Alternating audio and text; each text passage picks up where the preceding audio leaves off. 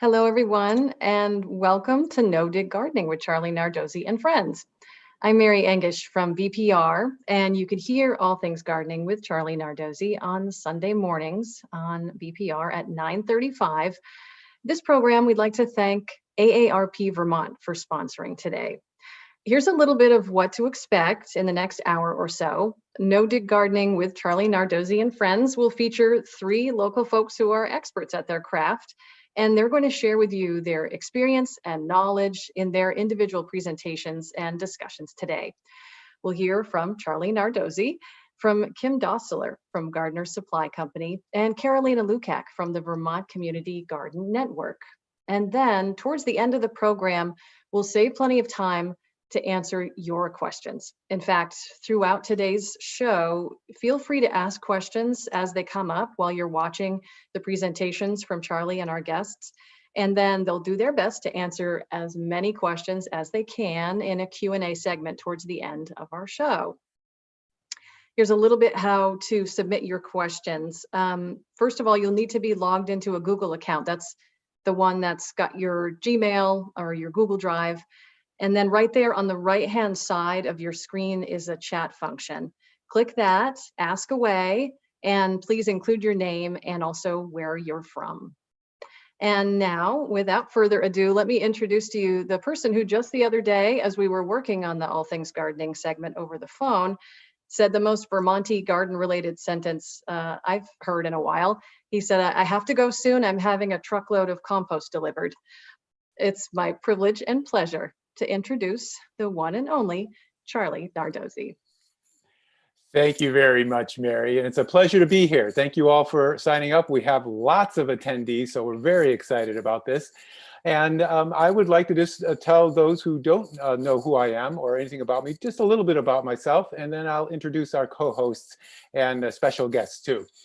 So I have, as Mary said, I do a show on Vermont Public Radio. I also have a TV segment on WCAX-TV, a CBS affiliate in Vermont that goes out through northern New England and up into Canada. I also have a radio show on Connecticut Public Radio and a TV show down there that I do specials for on Connecticut Public Television. I'm an author of 7 books, including The Complete Guide to No Dig Gardening, which I'll talk about in a minute. And also I lead tours around the world. I do talks all around the country. So I've got a broad range of experiences, and it's great to be here to share those with you and hopefully get some of your questions answered so you become a little more skilled in your gardening this year. The first person I want to introduce is Kim Dossler from the Gardener Supply Company. And Kim, maybe you can come on and tell us a little bit about yourself and Gardener Supply. Sure. Hi. I am in the creative department at Gardener Supply Company. I do image editing, graphic design, and some animation work. Gardener Supply is a garden center retailer with about 4 stores around New England. You can find us online at gardeners.com, and we really offer designs and solutions for your garden. One of the greatest things about Gardeners is the advice content that we have on our site. So if you have any burning questions that you can't get answered today, check those out. Lots of how-tos. We have a great article coming out for Earth Day about 7 ways that every gardener can help battle climate change in their garden. So look out for that. And I have been no-dig gardening for about 7 years, since I got my permaculture design certification in 2013. And today we're going to be looking at the garden that my husband and I started 2 years ago at our property in Isle Lamont, the islands of Lake Champlain. Great, thanks, Kim. Next, I want to introduce Carolina Lukac, who is the head of the education programs at the Vermont Community Garden Network. Hi, Carolina. Hi, everyone. Hi, thanks, Charlie, for the invitation. The Vermont Community Garden Network leads the state's garden movement by educating, supporting, and connecting gardeners where we live, where we learn, work, play. So whether you are a backyard gardener or you rent a plot in a traditional, more allotment style community garden, whether you're a parent wanting to be involved in your child's school garden, or you're a business owner and you want to start an employee wellness program based around a garden. We have many resources to support you. We run programs primarily in Chittenden County, and we also extend out to the other counties in Vermont by having online webinar training series for garden organizers and people interested in starting community-based gardens. We run events all around the state, garden tours, and my particular work is focused on the hands-on garden programming. And I run a couple programs here in Burlington that are season-long, guiding people in the art of growing your own food and having access to nutritious food at your fingertips. Our website, I'll shout it out now, is vcgn.org. And that's our acronym for the Vermont Community Garden Network. Great, thanks, Carolina. And Carolina also brings a special knowledge to this whole program because she's gardened internationally, and she'll talk a little bit about that when we get there. So how this is going to run is that each one of us is going to present some images through a screen sharing around different aspects of no-dig gardening, and then the other two people who are not actually presenting will come back and we'll have a little discussion amongst ourselves. And as Mary mentioned, certainly as questions come up and you're thinking about these things, just put those in the chat box and we'll get to them at the end. And then we'll have time for your questions to kind of get those answered. And so it can be very specific to your situation. So I'm going to kick it off. How about that? So I'm going to share my screen and let's see here. And I will start talking a little bit about what is no-dig gardening and some of the benefits, and we'll chat more about that as we go through. So no-dig gardening is something that is, it's old and it's new. It's been around for decades. People from around the world have been doing no-dig gardening, from Japan and Australia to England to the Americas. So it's something that many people have done for many years, but it's also kind of having a revival now. And there's a lot of different reasons. When we talk about the benefits, we'll talk about why people are interested in it. What no-dig gardening is in its essence is that it's the idea of kind of like the medical doctor's idea of first do no harm. The same thing is holding true with no-dig gardening and the soil. First, you don't want to harm the soil. And it's all about not turning, digging, or tilling the soil. And the reason we're so concerned about that is that when you're doing that, you're destroying natural channels and layers in the soil that have been built up over time for air and water and nutrient flow, and you're killing microbes that are in the soil. So no-dig gardening is a way to mimic nature in how we build that soil by not tilling and digging and turning it. Now, I talk a lot about this, of course, in my complete guide to no-dig gardening, the book that is available on my website, gardeningwithcharlie.com. I go through not only different aspects of no-dig gardening, but how to convert your existing garden into no-dig, some specific problems you might have, like with weeds, for example, or animals that might be in your raised beds. And I even branch out a little bit and talk about some of the variations, things like straw bale gardening, hugelkultur, and keyhole gardening. So definitely check that out as we go along here. So in essence, though, no-dig gardening is all about layering.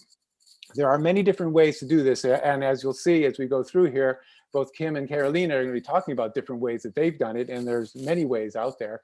But in essence, a lot of it is just building up different layers of organic matter on your soil, in this case, whether it be in a raised bed that is a structured raised bed or one that's kind of a freestanding raised bed.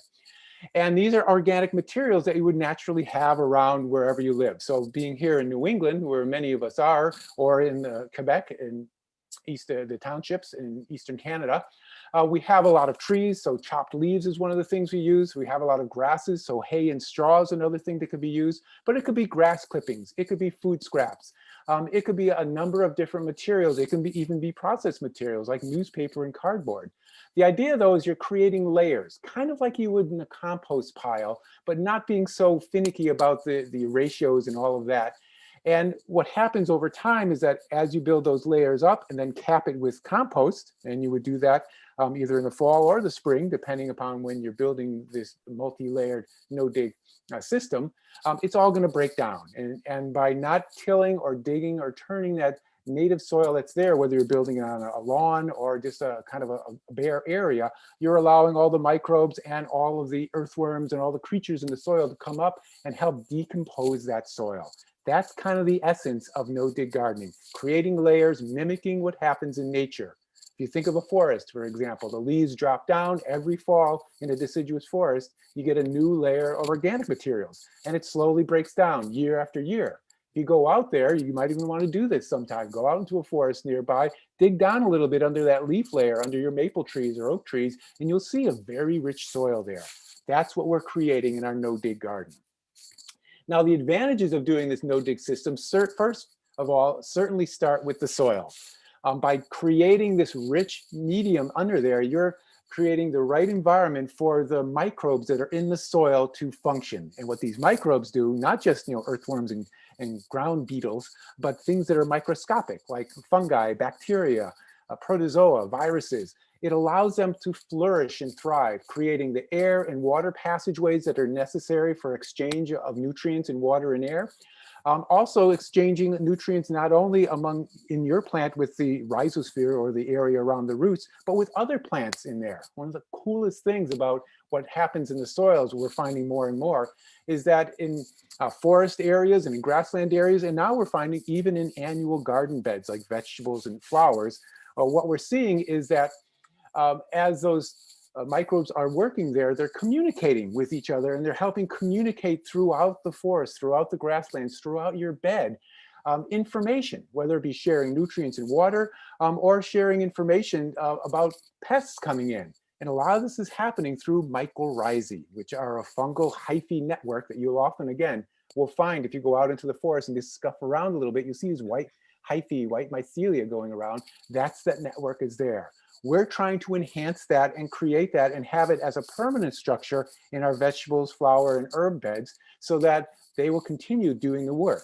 One of those moments that really was kind of mind-blowing for me was that one when I found out that in 1 teaspoon of a healthy soil, there are over 4 billion microbes. 4 billion of them. So there's a lot of life there. Anytime you till that, you're destroying that. You're destroying the structure, the microbes that are there, and you're degrading the organic materials that are there. So that's why we don't want to dig, turn, or till our soil. Another advantage is for the planet, because in this process of photosynthesis, one of the things that I learned in this whole journey to get to no dig was that the food, the exudates that a plant will create in photosynthesis will be shared, of course, throughout the plant, but also shared in the root system and out and through the soil too. Up to 20 to 50% of those exudates, that food, gets shared with the microbes. Now, in this sharing, what happens is that carbon comes through that photosynthetic process and gets locked up in the humus layer, in those organic molecules in the soil for decades. So this is going to be a way that we can not only reduce the amount of carbon going in the atmosphere, but we're sequestering extra carbon that's in the atmosphere into the soil, because the soil is a great reservoir of that carbon. And we can do that and contribute to it simply by having a no-dig system in our garden. Now, there's lots of other benefits, and I want to just bring back our special guest, and we can chat a little bit about some of these other benefits that are out there. Kim, what kind of benefits have you seen? You've been doing no dig for a while now. What have you seen that's a little bit different than a regular garden system? I think one of my favorite benefits is how much less you have to water. I distinctly remember last summer during some of our hottest periods, I had friends who were saying they were watering their beds morning and night when it was the really hot, dry spells. And I was watering maybe every 3 to 5 days. So it's just really satisfying to reach down there and under your mulch and feel how moist and cool your soil is. And I also love that I'm mimicking nature, and that it's sped up and managed by me.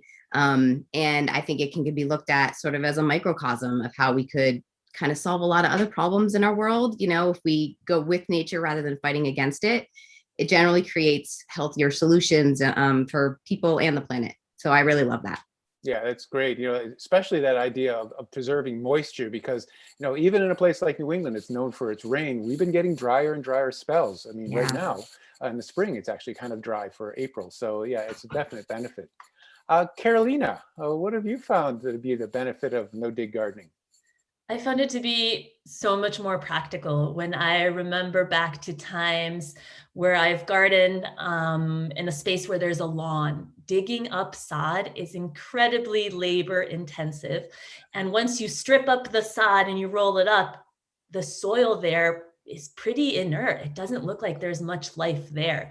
You essentially work smarter, not harder by no digging. You allow, as both of you are saying, to allow nature to do the work. The resources that you use, instead of paying for a delivery of topsoil, you can many times use materials that you already have at your fingertips.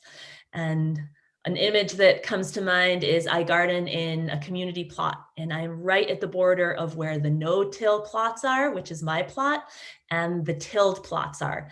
And the contrast of the soil is incredible. We're right next to each other, but where the tiller comes by, it is very compact. The amount of weeds that grow there is extraordinary. Water puddles there during a deep rain instead of percolating through the soil. So that contrast to me is very evident in the benefits of no dig. Yeah, that's a great one about the weeds. You know, because we're not digging, bringing weed seeds to the surface, you don't have to weed as much.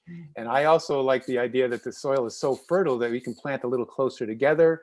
So there's less work as far as maintenance of the garden too. Once the plants are in there, they're growing well, there's not enough space for weeds if you even had some to come in. So yeah, great point. Why don't we, now that we've all decided that this is a great thing, let's learn about different ways of doing no dig. So I'm going to ask Kim to take the stage and share a video that she has about her transformation of her garden around her house, and also some images that she had about that process.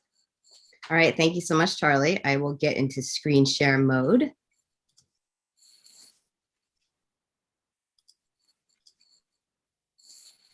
All right, so this is a finished look at the garden that my husband and I created 2 years ago. But first, I'll go through a little time-lapse video, which shows the creation. So let's get that going.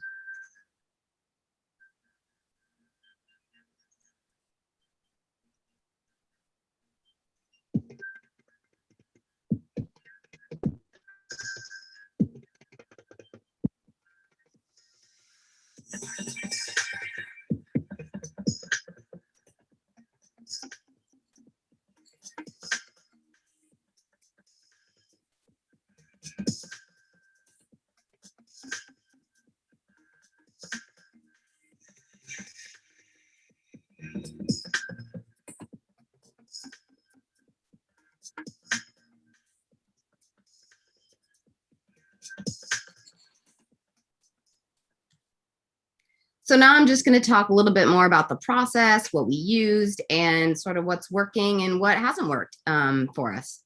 Here's just a shot of our materials. We had cardboard, we had commercial compost, we got some 2-year aged horse manure from a neighbor. We have some blood meal, some green sand, which is a great mineral boost to your soil. And we have leaves that we used actually to make the garden beds. We didn't have a lot of mature trees on our property or a lot of access to other brown material. So we got these from my Gardener Supply coworkers and from some people on Front Porch Forum. So you can find anything on there if you want it. Here are some shots of the process. On the left, I am wetting down cardboard. That's going to take the longest time of this process, is wetting down both sides thoroughly. I recommend using the high sprayer function on your nozzle. And underneath the cardboard, you can see that we put down, this is a layer of high nitrogen material, the manure, the blood meal, and some food scraps. We also put it, if you can see on this middle photo, on top of the cardboard. That entices the worms to come up and eat through the cardboard and get it breaking down. The middle shot is, you can see our beds are flagged out where we were going to make them, so we knew where to toss the leaves, so we didn't waste them in the paths. And then on the right is my husband putting compost on top of the beds, that's for our, where we're going to plant the seeds.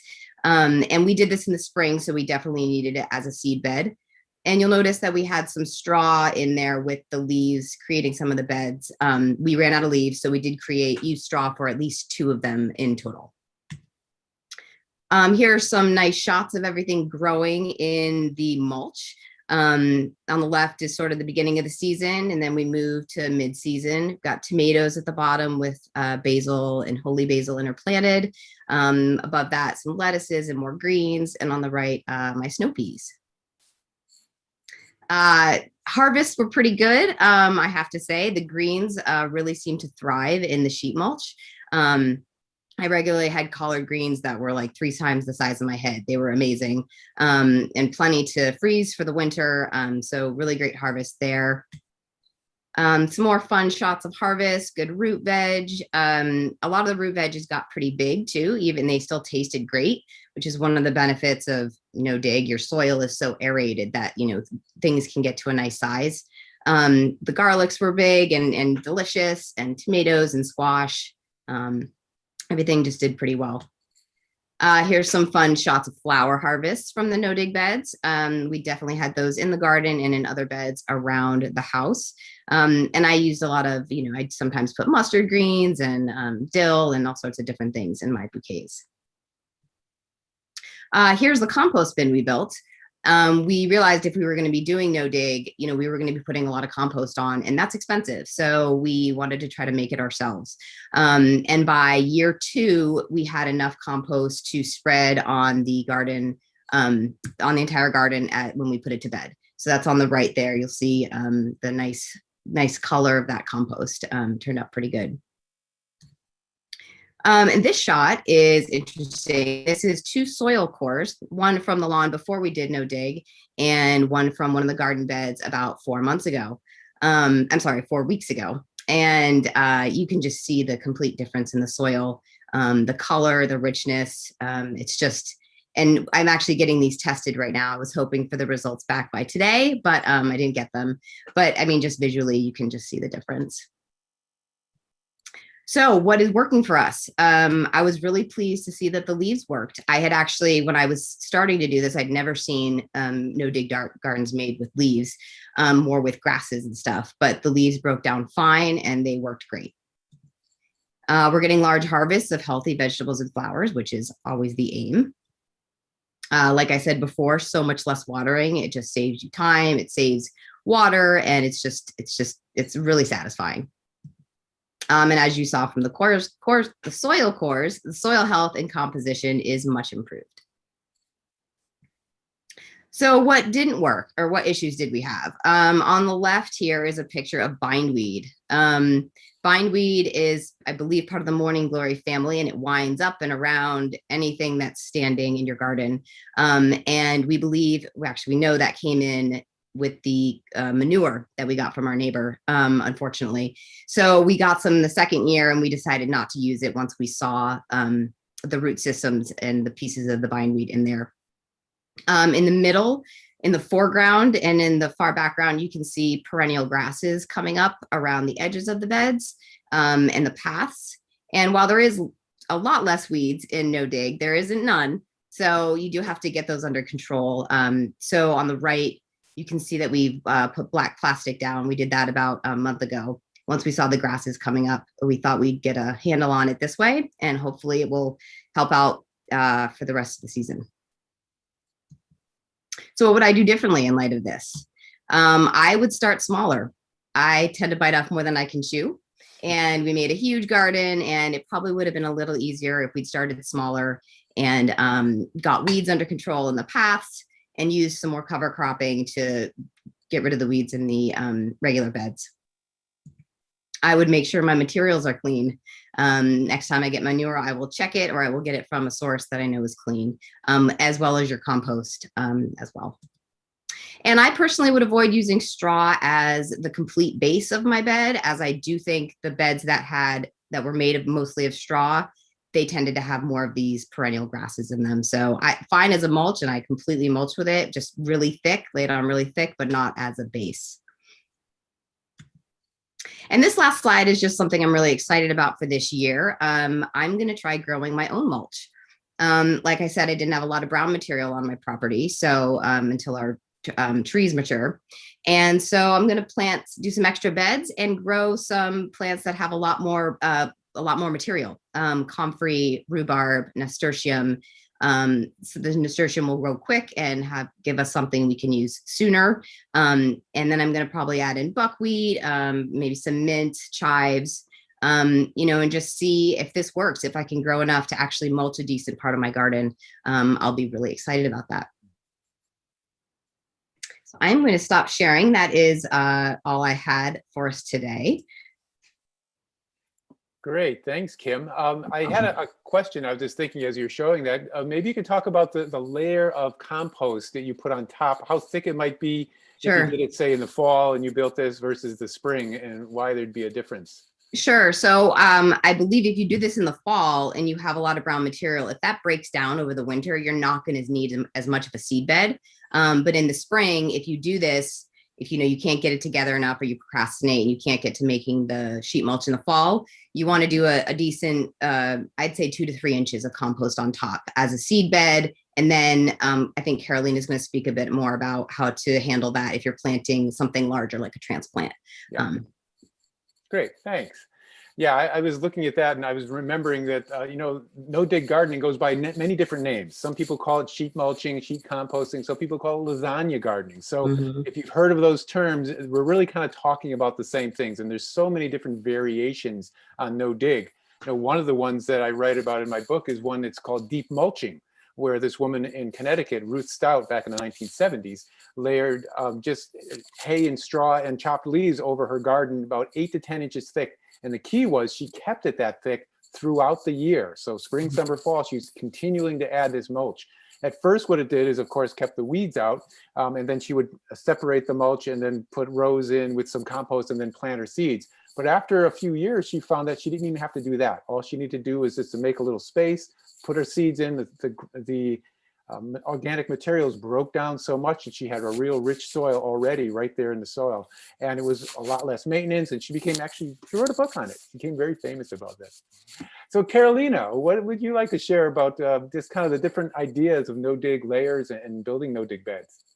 Yeah, I've experienced working with no-dig in a completely different landscape. I spent 10 years gardening in Mexico City, biggest city this part of the world.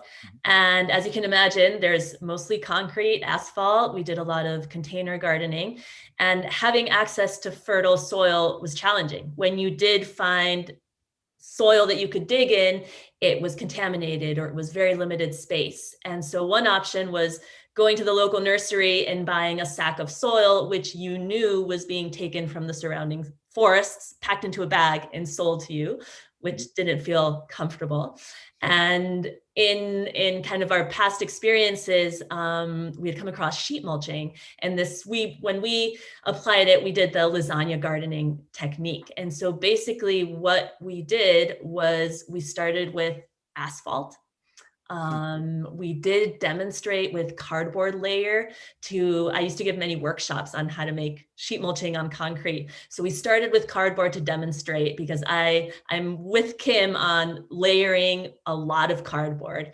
So cardboard, and we'd ask street vendors who either did a juice stand or cut up vegetables to fill up sacks with their food waste. We'd haul it over to an urban garden that we had. About 6 inches of pure food waste, semi-rotting, sometimes a little bit stinky, all vegetable or fruit based. And we had a vermicompost, a worm bin in my apartment. So we sprinkled some of that. And by sprinkle, all we had access to was like a light sprinkle of salt, that amount, if you can envision. So some worms got introduced into the sheet mulch, and definitely a whole range of microorganisms to inoculate life. And then we did, kind of similar to Ruth Stout's, a very thick layer of straw. So the only material that we bought was straw. It was a little hard to come by, but we found some. Very thick layer of straw. Similar to Kim, a lot of water. When we added the cardboard during the green, fresh, nitrogen-rich layer, as well as to really moisten that straw, it compacted the whole layers maybe to a foot high, and immediately opened up a hole, put in a little bit of soil, and transplanted. I remember the first workshop we held, people thought we were crazy. They were saying, how is this going to work? And there was 3 people who came back a year later, and they had to dig. They were like, can we dig and see what happened? And there was soil. So I think whether it's you're starting on asphalt or on a very nutrient poor lawn, you can build soil where there was none before. You can increase the fertility of the landscape where you're growing food with materials that are otherwise considered waste or that are your neighbor's leftovers.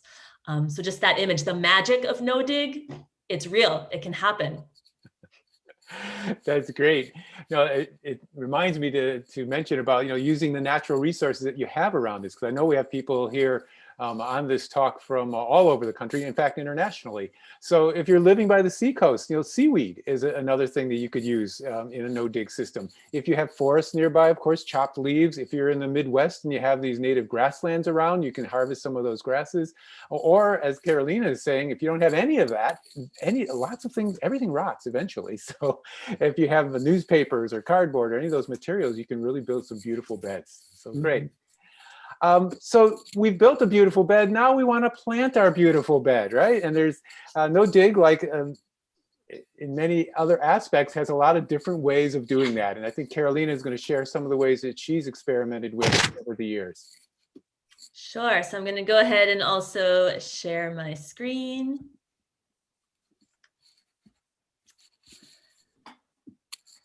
And to start us out, so the no-dig technique that I've explored the most is sheet mulching, very similar to Kim's approach. And I have, since it's springtime, it's very present in my experiences on activities that I'm doing now and garden planning that I'm doing. So first of all, one consideration is if you are sheet mulching and layering these ingredients, the fresh green ingredients with the dry brown ingredients, you may be fortunate enough to be able to import compost and layer on those 2 to 3 inches of compost on the top of your beds. Or you may not have access to that much compost, and you might have a thinner layer of compost, or you might be digging into last year's mulch straw that is there. In that case, what a good idea to do is you essentially open up the material that is on top of your bed. So whether it's a very thin layer of compost or a thick layer of straw, to create a pocket of sorts that you can fill in with a limited amount of compost or a limited amount of fertile soil to create a nest to welcome your transplant. And so this would work well with smaller transplants. That photograph is a kale that's being transplanted into this little pocket of fertile soil because the surrounding medium is layers of materials that haven't fully decomposed to form to create a uniform planting medium. So it has that little pocket of nutrients. Eventually the rest of the bed will decompose. And another experience that I've had is if I don't have a thick layer of compost on top, my little seeds get lost in the straw and in the mulch in a no-dig bed. And so my experiences with root crops have been varying in that first year when the layers that I've created are still decomposing and forming a more uniform planting area. So crops like carrots and beets haven't done so well for me. On the other hand, root crops like potatoes love environments like a thickly mulched straw bed. So I really encourage folks to figure out what works best for where you are. Do you have a thick layer of compost? Do you have mostly a thick layer of straw as the top layer of your bed? There's ways to make it work for you and to create the best environment for whether it's your little seeds or your transplants that are going into the bed. A few words on mulch. So along with no dig, I would consider that one of the principles is really taking care of our soil and not disturbing the ecosystem and the whole community of micro and macroorganisms who live there. And one of the principles of keeping that soil covered is something I definitely practice in my gardening. So there's pretty much almost uniformly throughout the season, a thick layer of straw mulch protecting the soil that I've worked so hard to build up. That said, in the beginning of the season, here where I garden in Vermont, the soil is cold. It's gone through a winter time. And so my preference is to remove the straw from the beds and expose that deep, dark soil so that the sun can warm it up for heat-loving crops. So in the beginning of the season, my garden looks like that top photo where the beds are exposed and heating up, and last year's straw mulch becomes pathway material to keep down weeds in the pathway. Once the soil is warm and I can transplant my heat-loving plants like a pepper or a tomato or a cucumber, I will transplant into that warm soil and then mulch again with straw. And so I think mulch there's many benefits, there's some disadvantages. I know Kim and Charlie were mentioning weeds, just being careful to choose weed-free material as far as you can. There's some plants that'll thrive in cool soil. For example, lettuces and leafy greens like the cool soil that you'll find under mulch, but slugs, a warning about slugs. I've had some parts of my garden where the plants do not benefit from a thick layer of mulch because it's a haven for slugs. So for example, where I plant my Napa cabbage, no mulch goes anywhere near my Napa cabbage so that the slugs don't devour the leaves of my Napa cabbage. But where I am planting my heat-loving crops, like my peppers, for sure, that mulch protects the soil, keeps the moisture levels uniform throughout the season. So there's benefits and disadvantages to mulching and to layering on material on your bed and figuring out what works for you, whether you're in a more northern climate or a drier season. There's easy ways to tweak it and to make it really work for the plants that you want to grow and for the landscape and weather that surrounds you. When it comes time to planting, I work with many beginner and intermediate gardeners, and this concept of succession planting is something we're always striving to achieve. One way of thinking about it is how to ensure that you have a continual harvest. And so following a principle of always wanting to keep the soil covered with ideally living plants that you're harvesting from during the season, there's a tendency to just plant it all at once, fill in the bed, and then walk away and harvest when something's ready. But there's a catch to it. When I give an example of lettuce, I've seen so many people get really excited and plant 20 lettuce plants all at once and be so excited for that harvest. But the reality is 20 heads of lettuce ready to be eaten all at once is a lot. Lettuce, you can't preserve it. You can't keep it in the fridge for too long. And if left in the garden for too long, your lettuce leaves can become very bitter and they bolt. They go into the next stage of their life very easily. And so if we're thinking about lettuce and other greens like arugula or spinach, I would definitely encourage, instead of planting 20 lettuces all at once, plant one row and schedule your garden planning calendar so that 3 weeks later you plant some more, and 3 weeks later you plant some more.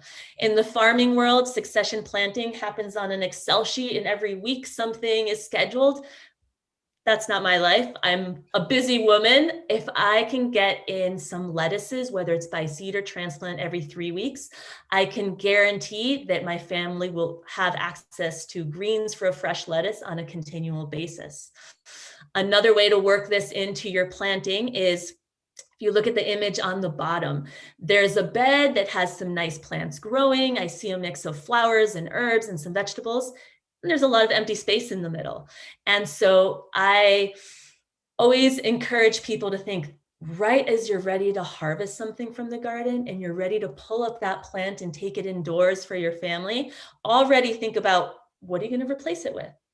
Are you going to have to go to the green nursery and buy a plant? Do you have a seed packet ready? What is going to fill that space?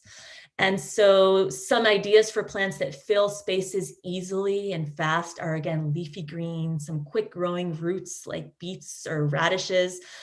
Bush beans are also one of my favorite for kind of midsummer when your cool season crops are out of the garden and there's space. Plant some bean seeds, have something ready to fill in spaces as they become available. And as far as a pattern of succession planting that I follow and that I strive for planning out is thinking, in this garden bed that I have, what are my cool season spring plants? What plants will fill this spot in the heat of the summer, and what plants am I hoping to occupy that same space in the fall? If I give an example of what I've been doing in my garden, yesterday I transplanted my spring cool season pak choi, my spinach, and broccoli rabe. Those plants will grow in my garden 6 weeks, maybe at the most, 8 weeks. By then they will be in my tummy and I will have empty space. That'll be early June. By then the soil is warm, my bean seeds go in, I'll plant bush beans that'll concentrate the harvest to some kind of a close window of time. I'll harvest those beans, out they go, and by then it's early August and I can plant some root crops for storing over the winter. So planning, it takes time, it takes Excel sheets, it takes documentation, or it just takes the resourcefulness of having some quick growing greens and root seeds always at the ready to transplant on a continual basis and when you have space available. By far, my favorite aspect of no-dig gardening is creating these luscious, multi-layered planting spaces, as you see in the diagram and in the image, because no-dig gardening allows for planting annuals and perennials in the same space. This doesn't happen in a lot of people's gardens. Many people who plant vegetables, only annual vegetables, because they go through and till it, or they flip the soil with a shovel or with a hoe. That's one way of gardening, but it does not allow you to plant perennials. So plants that will grow in the same place for multiple years. They die down in the winter and then they come right back up in the spring. And many of the plants that I love are perennials. And so by integrating perennials and annuals, you create diverse gardens. I think they're beautiful, they're tasty, and they're definitely ecological benefits to having this mix of different plants and life cycles all together. So I would encourage folks, if you have a perennial garden, if you have perennial flowers or a perennial area in your garden and you're looking to get into the vegetable world or have more growing space for the vegetable world, plant some leafy greens along the edge, plant some spinach and some chard and some lettuce, maybe some dill and some basil. Those are quick growing plants. They'll be out of that garden by the time your perennials are really taking off.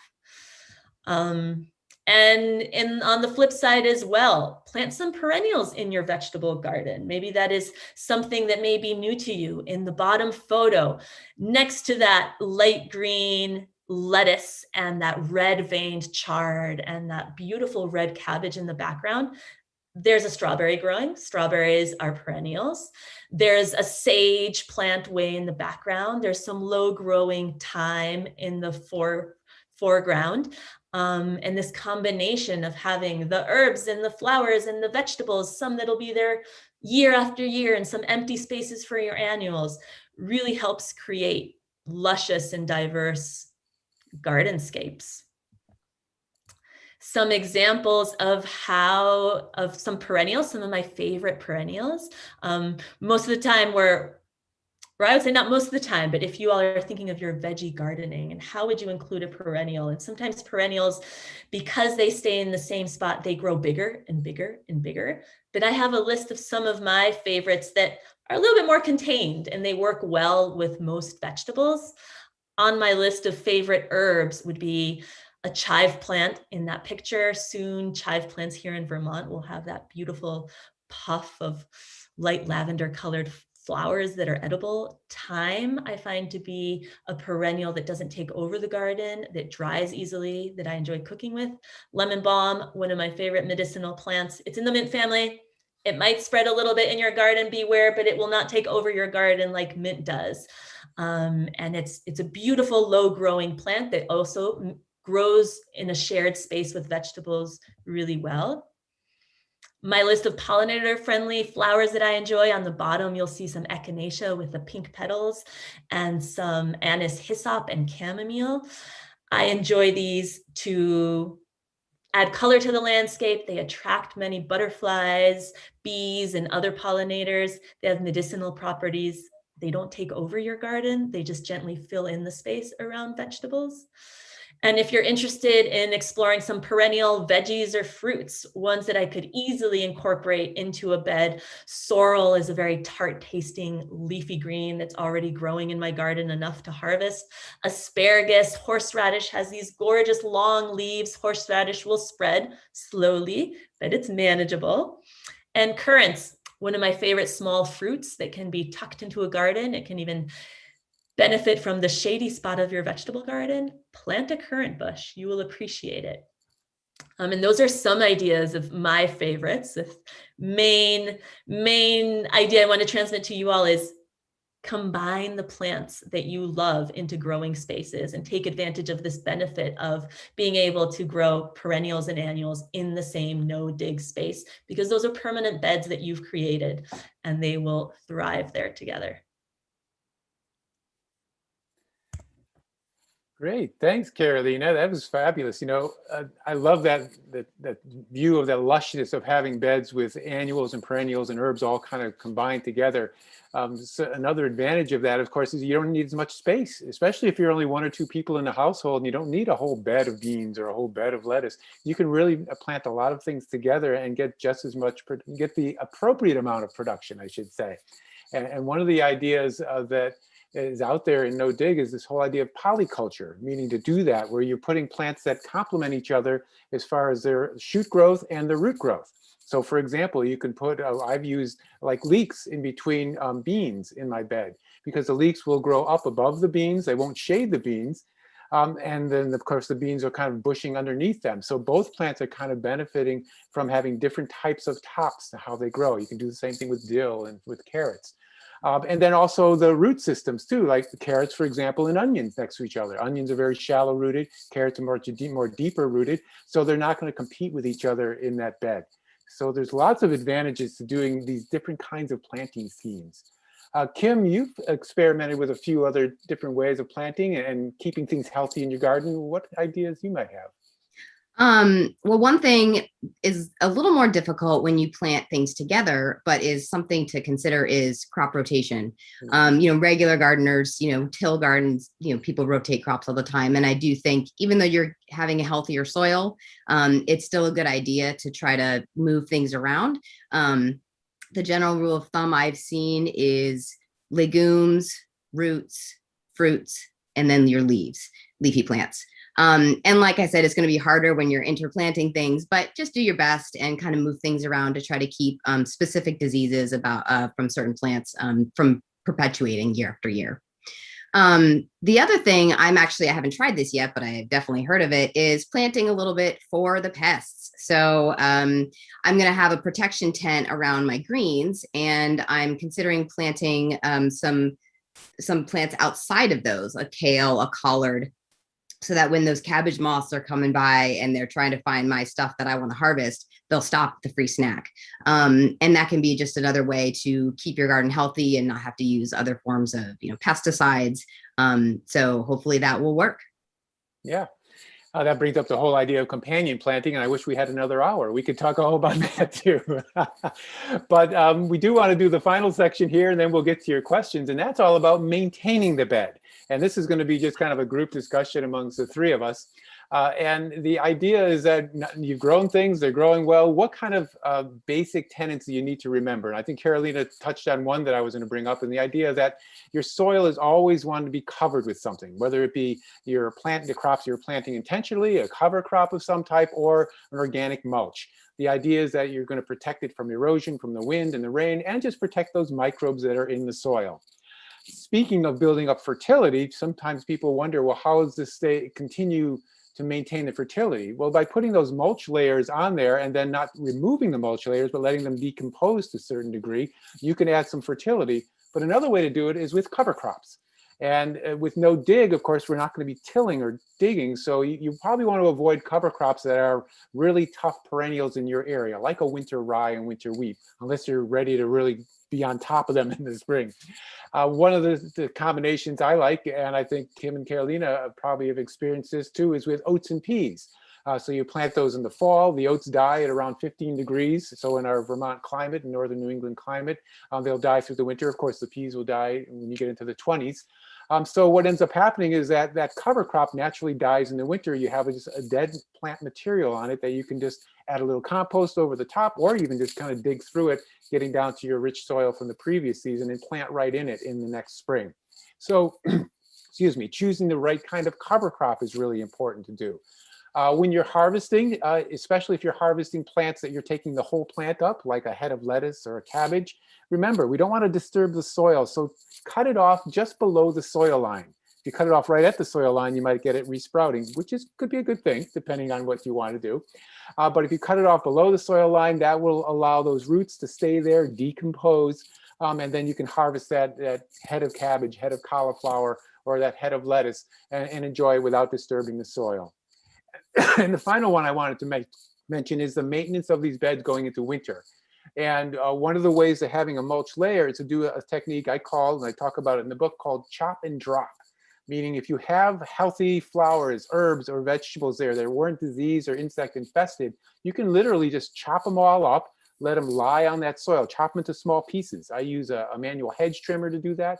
You use a hand pruner, and just leave them there right through the season, right through the winter. It's slowly going to decompose. In the spring, you can come in again with a layer of compost or just kind of moving it aside and plant right through it. That way you avoid the whole thing of pulling the plant out, disturbing the roots and disturbing the soil, bringing it to a compost pile, letting it decompose, and bringing the compost back in. Just leave it there and let those materials break down right in the bed. So those are some of the maintenance things that I've played with No Dig. Kim, are there certain things you want to add to that? The only thing I wanted to add is that I actually, because of the cycle of the way I'm doing my compost, my compost is ready at the end of the season. So in September, October. So I'm actually putting compost in the fall and letting that just soak in through the winter and let the moisture kind of trickle through the bed and get the nutrients going for the spring. So then I don't have to have a truckload of compost come in the spring. So that works pretty well for me. Yeah, that's great. Yeah, and there's all these different systems that we can play around to see whatever works for you in your situation with your garden. Right. Carolina, are there certain things that work really well for you? Yeah, just this morning we were visiting our community plot, and Charlie, I had never cover cropped with crimson clover. Amazing. Yeah. So as I've experimented also, I'm with you on the oats and peas. I'm a big fan of it for small scale gardens. It's not labor intensive. The plants do their work on their own if you set them up properly. Crimson clover, great cover crop, very little effort to spread the seed in the fall. And what we found, it's like a matted mulch of just dead plants covering our soil, which is exactly what we wanted to happen, and thin enough that we can easily break open a spot and have a transplant or even dig. We were planting fava beans, and so very easy to plant fava bean into that matted top of the cover cropped bed. And in places where if I don't have other material or cover cropping might be intimidating, straw. Good old straw, get yourself a bale of straw or collect leaves in the fall and cover that bed. If you realize that it's bare in late fall and you've pulled out plants or you've cut the plants and no longer left them there, chop and drop style, find yourself some material and cover that bed. It makes a lot of difference over the winter. Yeah, that's great. It's good points. And I just wanted to highlight the reason we're doing oats and peas, for example, is that peas, of course, is a legume and oats is a grain. So that's why they're so compatible. And the crimson clover is another good example of something that dies back when it gets really cold in the winter. Buckwheat is also another one that you can use, especially if you want to devote one bed to really building the soil in 1 year. You can go from seed to flowering in buckwheat in about 30 days. And then you can allow it to be flowering. The pollinators love it. Chop it all down, leave it there, let it decompose for a week or two, then reseed it again. And it comes back, and you can do 2 or 3 of those seedings in a season to really build up the fertility of the soil. We could go on and on, and I'd love to, but I think I want to wrap it up here. So we'll give our attendees a chance to ask some questions. So again, I wanted to thank Kim Dassler and Carolina Lukac for coming and joining me here, all the great information they added. Kim, do you have any final words you wanted just to say to everyone? No, I mean, thank you so much for letting me be a part of this. I'm super excited to share No Dig with people. I think it's a really exciting thing, and I hope we've touched a lot of people today and convinced them to give it a go. Yes, and Kim has some great articles and her video that I think we're going to make available on the website here, so you can go directly to those if you want to look at them again. Of course, this is all being recorded, so anyone who's signed up will get a link to this, so you can watch it over and over again to pick up some of those little tidbits you might have missed. Carolina, thank you very much for coming. Any final words you want to add? Thank you, Charlie. I also would just encourage folks to really take one of the tips that you've gleaned from us and just do it. Get into the garden, try something new. I think with each growing season that comes, it's a new opportunity to experiment a little. So experiment and learn from the plants and from the garden. I think ultimately they're the best teachers. Spend time, their quiet time, watching what's happening and take notes. I can't stress that enough. Take notes. What did you do this year? So that in a year you can share your successes and how you would change it for next season. Yeah, it's so true to kind of be an observer, really kind of be part of what's going on in nature. And so I'd like to, again, thank you all very much for coming. My book is A Complete Guide to No-Dig Gardening. You can find it on my website, gardeningwithcharlie.com. I think I'd like to invite Mary Engish back, and Mary can come back and start asking us questions in rapid fire.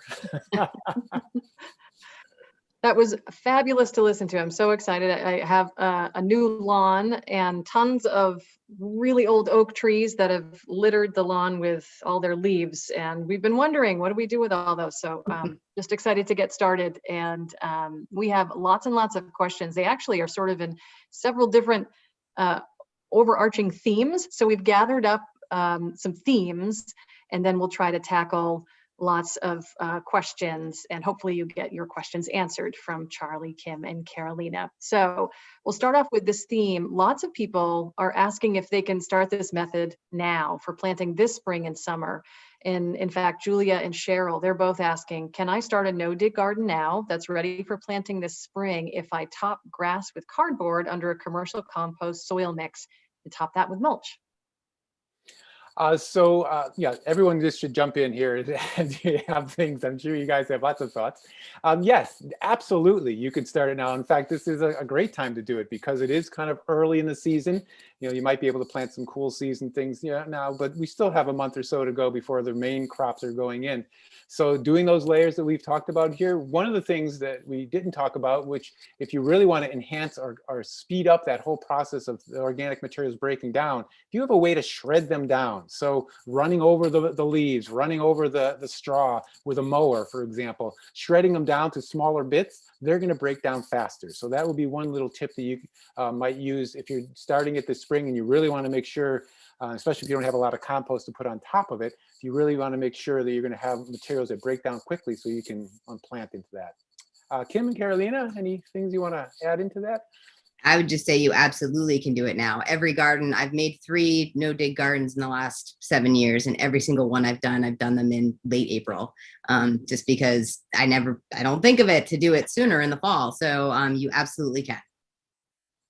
Same. My new garden area is going to be perennial fruits, and it's going in 2 weeks. And it's a no-dig garden, so you are on time. We're here in Vermont, 2 weeks. Plenty of time. Great. Okay, next theme is pests and rodents. A lot of people are asking, like Susan, who asks, how do you keep moles and voles out from underneath that mulch? Yeah, so one of the things that I've gone to, because I have a lot of moles and voles, in fact, we had a lot last year for whatever cyclical reasons, is that when I use a structured raised bed, so meaning that it's either wood, usually wood, hemlock or cedar wood, I put hardware cloth on the bottom of it. So if you staple hardware cloth to the bottom of that raised bed, and especially if you have a raised bed that's up a foot or two tall, the moles and voles are going to be less likely to want to scale the perch to get over into your bed than most of them want to go underneath the bed and up and in. So that might be one technique you might want to try. Just get some hardware cloth and put it underneath any new bed that you're creating. Kim and Carolina, any ideas on how to keep moles and voles away? I had the same problem last season. I took note of the crops that the voles and the moles loved, and I will likely not plant them this season.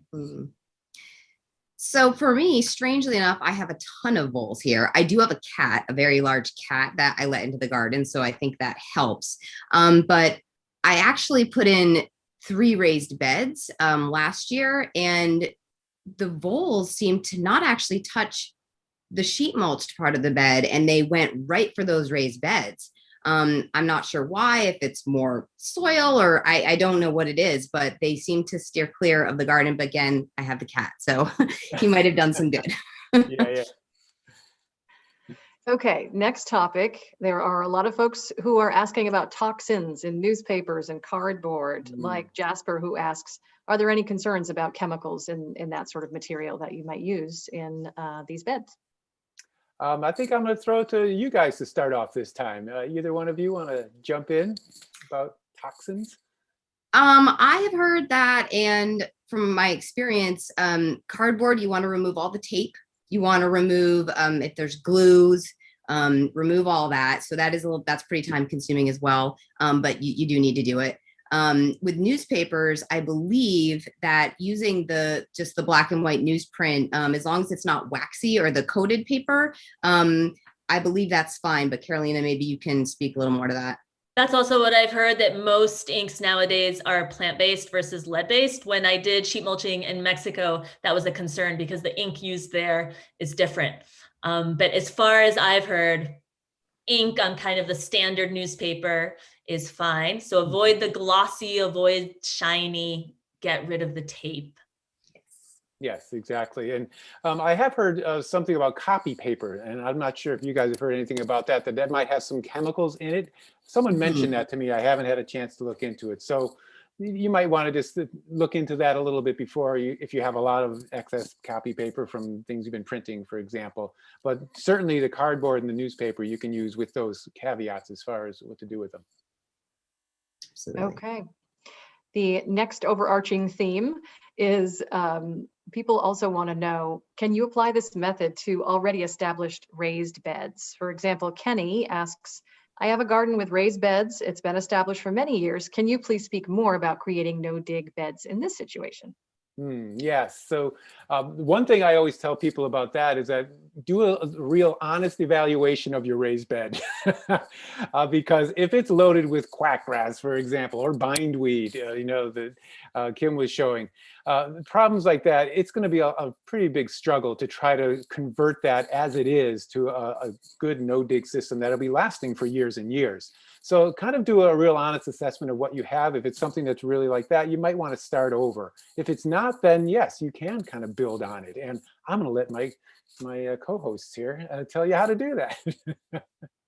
Carolina, you take this one. Yeah, I definitely. I feel as though I do that all the time in this kind of my evolving gardening of wanting to work less and wanting to work smarter and wanting more perennials in my garden. So the existing soil, what I will do is add compost on top, add any soil amendments that I might be adding. Sometimes it's almost depending on my mood. I might mix in the surface, maybe an inch or two. That would be considered tilling. It's surface tilling, but a light, almost just raking it into the top, but not getting a hoe and really flipping those soil layers. That is what you want to avoid. When the lower layers then become the upper layers, soil health does not benefit from that. So the least amount of mixing that you can do is the best.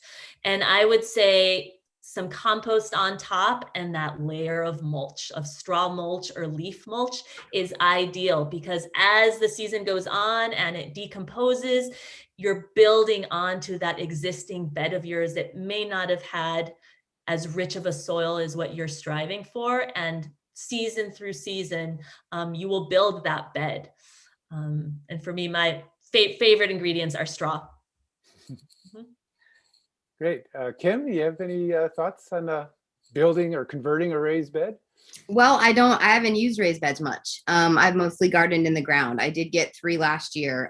So it's kind of my first foray with the actual raised bed. So I don't think I'm qualified to answer that. Okay. That's great. Yes, I think that whole idea of kind of building the layers, remembering you're mimicking nature, what you're doing. And so if you have an existing raised bed and it's not weed infested, and if you're using wood or whatever it is, everything is in pretty good shape, simply can start doing those layers and just kind of see building. And you'll see over a year or two time, it's really going to kind of convert that whole bed into something much more productive. Well, this next one is directly a question for Kim. We have so many people wanting to know, Kim, how you are using that live green mulch. Can you elaborate more? So I can't quite yet because I haven't done it. It was something I started thinking about this winter because, you know, I'm bringing in straw all the time. I'm paying for straw and it's not that much money, but I really wanted to be able to become sufficient here. So I just did some research. I looked up, there was a great video on, I think it's called biodynamic farming, I believe, where they scatter all the seeds they're going to have for the next like 20 years and it all grows up. And some of them happen to be big mulch plants. But those videos were from warmer, more tropical climates. So I had to sort of figure out what was going to work here. Comfrey is a very commonly used plant to put under fruit trees and perennial guilds, that perennial polycultures that you might have. And that's where I feel like a lot of people know the term chop and drop, because the comfrey will come back several times during the season and you just chop it into little pieces and drop it where the trees are and the other perennials. But I'm going to give it a shot using it for the annual beds. And then the nasturtiums, those can get huge during the season. I've never grown rhubarb. That'll be a new one too. Buckwheat, I'm going to put in there as well. So it's really an experiment, and they're going to be their own little thriving beds as well. So I'm super excited to see what comes of that. And I can probably get harvest out of it as well, besides just the mulch. So if we have this next year, I will update you on the results. Yeah, I just want to say a few complimentary words about rhubarb. I mean, it's been one of those crops you kind of stick it back near the compost pile behind the garage somewhere, you know, but it's a fabulous plant. It's a beautiful plant, first of all. And of course you can eat it, but also just what Kim was talking about, using those leaves, they're so big and they're so dense. You can just throw them on the soil and nothing's going to grow through them for that one season. And they break down by the next year, you're right back where you started. So yeah, great ideas. Thanks. A couple of more questions about materials too. Two materials folks are asking about it specifically: wood ash and chicken poop. Can those be incorporated in these layers, and how? Carolina, you want to jump into that one? I'll go for a chicken poop. So yes, so if you are using animal manure, you should opt for manure from animals who eat plants. So plant eating herbivore animals for the most part. Chicken poop from my co-op, from my coop, will be mixed in with the wood shavings and with the straw that I use for their bedding material. So the very nitrogen rich chicken poop, if you place that directly on your plants, it may burn your plants because the nitrogen is so strong. And so when the poop is mixed into the bedding material, it already finds that nice balance between the carbon and the nitrogen. If you don't have that option of kind of the bedding mixed in with the poop that already creates a good combination, people call it aged manure. So get that manure from your neighbor or from the farm down the street, and it should be aged months down the line so that it is no longer hot to the touch. Then you know that it is okay to add. I have used fresher material. I've used sheep manure on the more fresher side. It wasn't not extremely fresh, but still it had some freshness to it.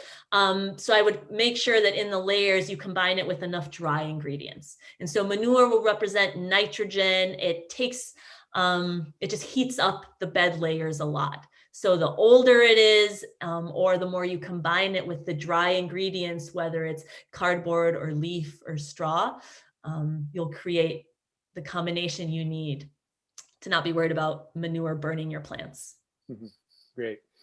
And horse manure is one that people often talk about having a lot of weed seeds because it's different, doesn't get processed the same way that a cow manure does.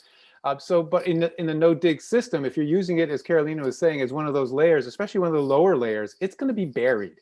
And weed seeds will not germinate unless they are close to the surface of the soil. So it's really not something to be too concerned about, as long as you just don't put it right on the top. And that's what most people do, is they just put it on a layer on the top and plant through it, and then they get a lot of weed seeds. The wood ashes is something that you can definitely use. You just have to be understanding that wood ashes are high in potassium, so they can raise that level in the soil. So you might want to do a soil test just to make sure you don't have high potassium levels already in your soil. And it also raises the pH. So if you have plants like asparagus, for example, that's fine, because asparagus can tolerate a higher pH. But if you have other plants, like the traditional one being blueberries, that like a lower pH, you're probably not going to want to put it around them. So using it judiciously and with a little bit of knowledge is probably the best thing to do. Next question. What's the difference between straw and hay, and where do you get it? How about Kim? Kim, what's the difference between straw and hay?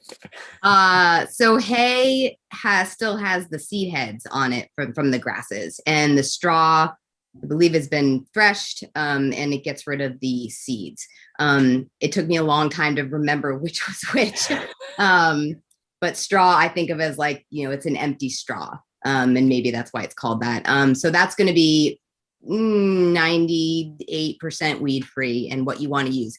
I believe if you're doing the deep mulch method, what Charlie was talking about, hay can be okay as long as you pile it on super thick so that those seeds can't drop and then germinate. So it's enough light blockage to keep the germination from happening. Oh, and where can you get it? Gardener Supply. A lot of, farms around you will probably have it. Call around any, ag stores. I'm sure you can find it pretty close to you, actually. Yep. Carolina, anything you want to add about that? I always say to myself, hay is what animals eat and straw is what they sleep on.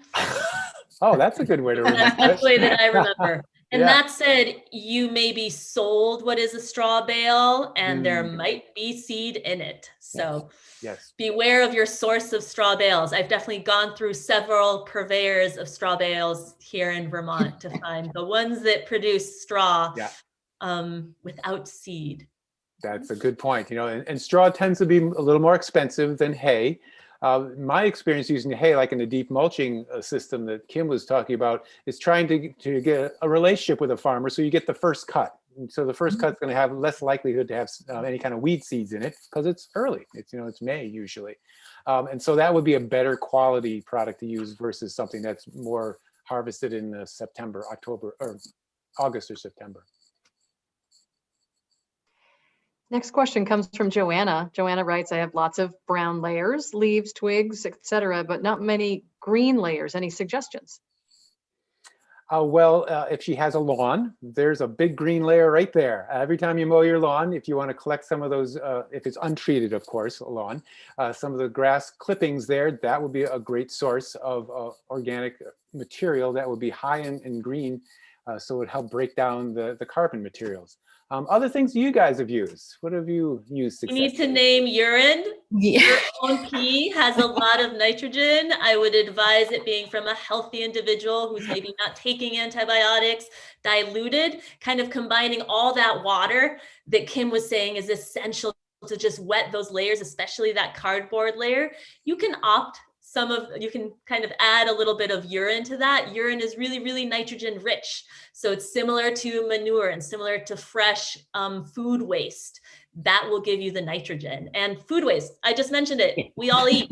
We all produce waste as we prepare our food. Collect it from your neighbors, collect it from a restaurant. That is your green material. You just need to be resourceful to find it, or be brave enough to use your urine. And we should be clear, Carolina, you don't want to be peeing in your bed. You want to get all right. You can actually, with the urine, if you happen to have someplace, this might be beneficial for you. If you have a 5-gallon like composting toilet where you're just urinating into sawdust or peat or something you're mixing it with, that'll be a nice medium. And then it's not just your liquid urine. It's actually mixed with something and easier to apply to your either compost bed, your compost pile, or even directly on with enough, scattered around. Mm-hmm. And one last nitrogen source would be weeds. You just have to be careful though. So you want to make sure that your weeds, you've cut off the seed head on the top of them and cut off the roots, because you don't obviously want to have a root that's going to start spreading in your no-dig bed. But all that foliage that's there and the green stems, those can certainly be used as a layer. David asks, can we use wood shavings for mulch, or does that deplete the nitrogen too much? Kim, you're nodding your head. So I can speak a little bit to that. So when I first started No Dig Gardening, I had watched the film Back to Eden. And what the gentleman in that movie does is he takes wood chips and he actually runs them through his chicken run. But that didn't seem to get translated when I was watching it. So when I first started out, I was making layers with wood chips. And the first year when I used compost as well on top and in as little pockets, everything was great. The next year, things were not growing well. And once I figured out that the wood chips by themselves were not really a good source, I believe they can leach nitrogen out of the soil. So if you're going to use them, make sure they're chipped very, very small. You want to actually, there's a term called ramial wood chips, which is wood chips from the smaller branches of trees with the green leaves still attached. So if you chip those up, those are going to be a better source as well. But you definitely want to compost them. You want to let them age a little bit before going straight on the bed, in my experience. Mm-hmm. Carolina, have you had some experience with sawdust and making beds? Similar. I've sawdust I have seen people use, and it just gets matted. It becomes matted, and air doesn't really go through. Instead of decomposing like leaves or straw might over a shorter period of time, it just gets matted. It's not worth it. You need a lot of nitrogen. So hopefully it wasn't the same person asking, I don't have nitrogen and I want to use wood shavings. Bad combination. He into the shavings. Exactly. Or yeah, there you go. Bigger pieces of wood will require even more time to decompose, even more nitrogen. So yeah, good points. And Stephen wants to honor the no dig theme and wants to know too if it's okay to loosen the soil with a fork. Yeah, I guess we should be clear about no dig. You don't have to be a purist here. So as Carolina was saying, sometimes you want to scratch the soil a little bit. If you're harvesting carrots, don't think you're going to be killing your microbes because you pulled a carrot out of the ground. It's okay if there's a little disturbance. I would say if you're starting a no-dig bed, and especially if you're starting it in a clay soil or a compacted soil, it might be a good idea to get a broad fork or an iron fork and just loosen up that soil a little bit, create some air and water passageways, and then start building your layers. That's just going to help speed up the whole process. You guys want to add any more? No? Okay, they like that. Great. Kristen asks, can I use a sunny yard space where trees are gone, but extensive root systems are still present on the surface and deep down? To build or raise no-dig beds. You guys have any thoughts about that? Yes, because you're going up, you're building, kind of my example of you're building soil where there is not that much soil already. So you're creating soil above that existing mass of roots that your tree is creating there. I'd maybe pay attention to what kind of tree. If it was a hemlock, for example, it might leave very acidic soil. So maybe just question what tree it is, but by all means, think of my example of creating soil on top of asphalt. At least you have soil. It may be full of roots, but there is soil. You can build up from there.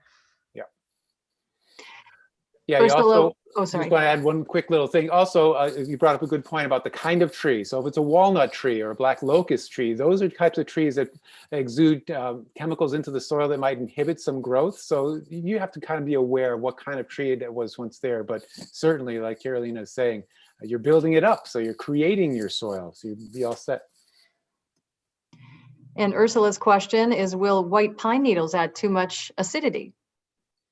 Ah, the old white pine needle question. Yes. So the thing to understand about white pine needles and acidity is that, yes, white pine needles are very acidic, but as they start breaking down, they tend to become more of a neutral pH. So as you compost them, or as they break down in a no-dig bed, they're going to become more of a neutral pH. So they're not going to really affect the soil the same way as adding sulfur would affect to the soil as far as lowering that pH. So yes, you can use pine needles. I wouldn't use a lot of fresh pine needles in big layers in your no-dig beds, but it can be a small layer, especially if you let those pine needles break down a little bit and then add them into the bed. You guys have any experience with pine needles? Yep. I was like I said, I collected bags of leaves from my coworkers. I don't know what their yards look like. I didn't know what kind of trees they were coming from. And as I was laying the leaves out, I videoed myself pulling out the pine needles and going, is this going to be a problem? I've heard these are really acidic. We'll have to see. And then I found out just what Charlie said, that it actually doesn't prove as much of a problem as you would think. And it's almost like a little bit of an urban myth that they acidify soil. So I think you're fine if you want to go ahead and use them, but like in moderation. Mm-hmm. And a question from Linda. She's asking about starting an in-ground bed in heavy clay soil. Any special considerations there? Well, we just talked about doing the digging of, with the broad fork or an iron fork. That might be one thing you can do. Another thing you can add too is if you have an impervious soil like the concrete or something, you can add some branches and some sticks as a bottom layer, and that helps with the water drainage through it. So maybe Carolina has more thoughts about that since you've done that in Mexico City. I was going to say the sticks as well, just creating some kind of airy bottom layer definitely worked for us. Yeah. Great.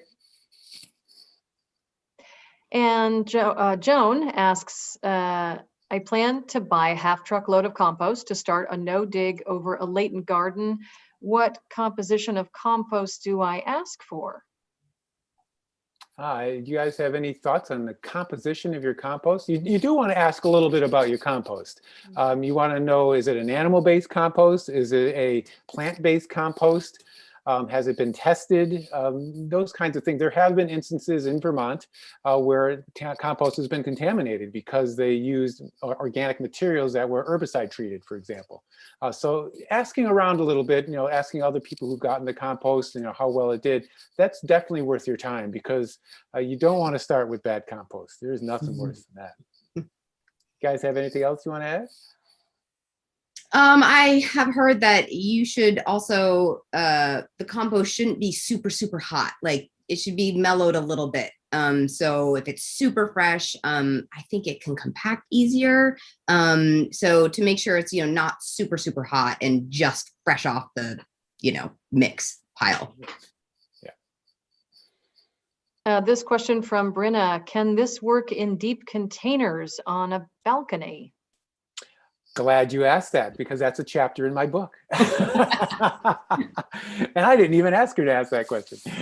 Yes, you can do that. You can do this container method, this no-dig method using containers. I would suggest, just like I mentioned earlier about speeding up the process, is to use materials that are a little finer as far as shredded. Grass clippings are probably a good example of that, or shredded leaves, those kinds of materials that you might use in your container.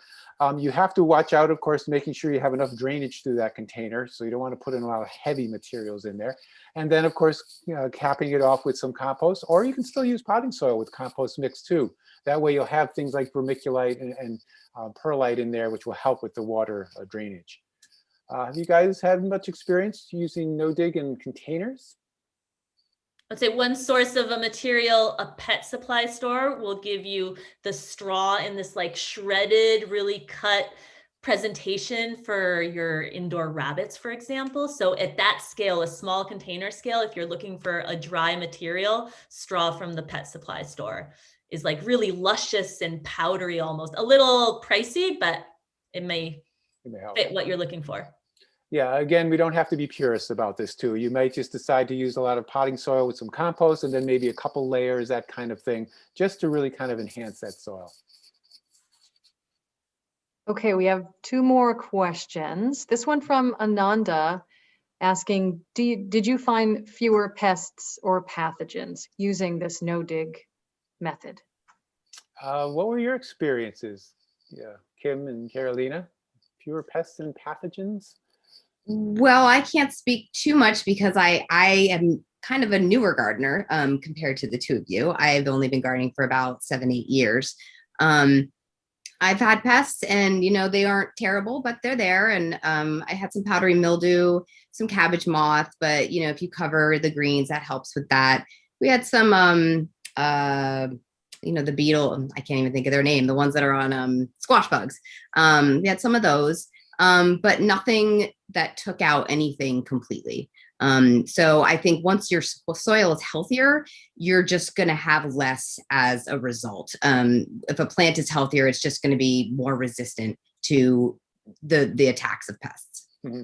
Yeah, I did have an experience doing that polyculture bed I mentioned, of planting bigger plants that are lush foliage, like peppers, for example, too close together. And I had some issues with rot, especially when it got really humid in there. So it's an experiment. You're always kind of playing around with things. But I think I agree with Kim in general. Plants were healthier. There's less pests on them. And if you do some of those variations of no dig, like straw bale gardening, for example, that's worked fabulous if you want to grow a tomato without having a lot of leaf diseases. Or I've grown cucumbers on that without a lot of cucumber beetle damage, because it's an elevated situation where you're growing on a bale of straw, and it has very little soil, quote unquote, soil in it, but things grow really well. So yeah, there are ways to get around it using these no dig ideas. And this question from someone with the username BlueCladU asks, I established a no-dig garden on my lawn last summer. All is going well. Now that it's established, are there special tips for caring for it, overwintering, and keeping it healthy in the future? Yes, just to kind of summarize some of the things we were talking about, certainly. You can incorporate cover crops like we had talked about in the fall, the oats and the peas, or even things like, I've got some extra bean seeds I'm not going to use, or they're old, I'm going to put those in, or some greens. I put in a salad mix that I had, a big packet of seeds in between my tomatoes last year. It grew fabulous all through it, and everything grew. I was eating from it, and it was a cover crop, basically. I just let it die back, and it covered over the soil. So building your fertility is a good thing. Remembering that chop and drop idea, so that if things become that are not diseased or insect infested, you can just chop them and leave them there. And as we were saying, make sure that soil stays covered. It's 365 days a year with either living plants or dead plant material, so you're protecting the soil. Anything I missed, guys? The only thing I was going to say is, I don't know if we've actually said this during the show, and maybe not everyone knows, is that legumes like peas and beans put nitrogen in the soil. Maybe we thought, everyone just knows that, but I think that's not a well-known fact to everybody. So if you're cover cropping or rotating things, those legumes are a great thing to add further fertility to your bed. So I would definitely recommend those. And I would just add that gardens, season after season, they always need a little bit more nutrients. You're never finished building a garden bed. Mm-hmm. A bed is alive. All those nutrients will go into those luscious vegetables that you harvest. And then as a steward of that garden, your mission is to replenish those nutrients on a yearly basis, seasonal basis. So whether it's through cover cropping or chop and drop or some kind of a living mulch, you have to keep up with it. Mm-hmm. Okay, well, I think we've come to the end of our presentation, No Dig Gardening with Charlie and Friends, and we appreciate everyone's questions. And thank you so much to our guests, Charlie Nardozzi, Kim Dossler, and Carolina Lukac. I'm Mary Angish. Thanks again to our sponsor, AARP Vermont. Have a great evening.